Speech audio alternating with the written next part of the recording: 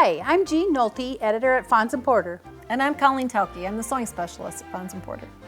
Today, in this tutorial, we will be showing you how to create the Crazy 8s quilt.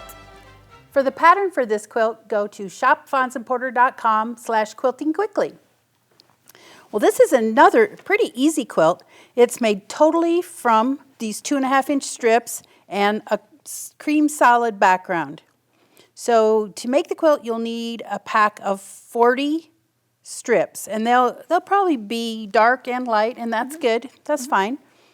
So the first thing that we're going to do is pair these. So we'll have 20 pairs, which we join to make strip sets. Each fabric gets paired up with another, so we've now created strip sets similar to these. Okay, so the next thing we're going to do is cut segments out of them.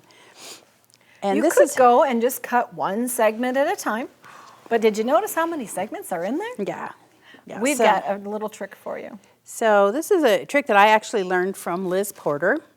And you stack them up, try and line up one end so it's on the right here, so it's pretty clean. But you notice I've offset them so that the seams are not on top of one another. If I put them exactly on top of each other, the seams would all be in one big lump.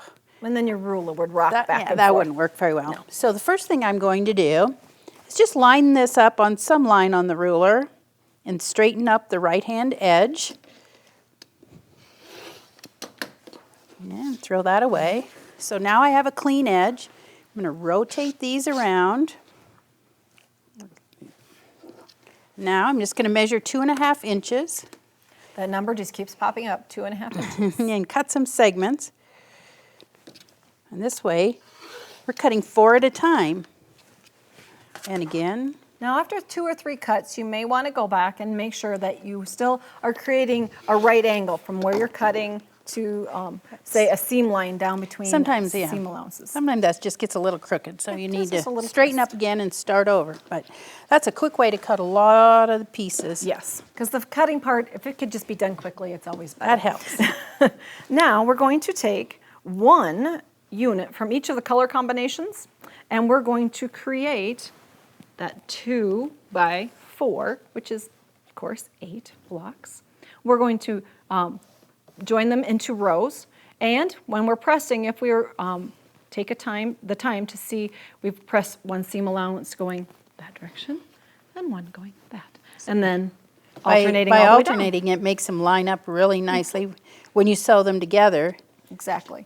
So when we They'll get nest. done, we'll have a unit that looks like this.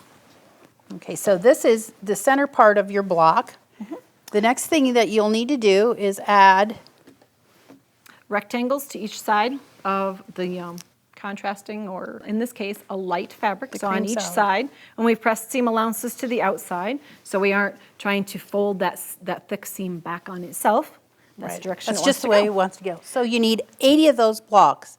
And once you have 80 blocks, then you put them together in the quilt like this, and you'll notice they're just very simple. One block, the 8 patch goes horizontally, and the next block, the 8 patch goes vertically. So you alternate back and forth, put them all together into rows, join the rows, and you've got your quilt top.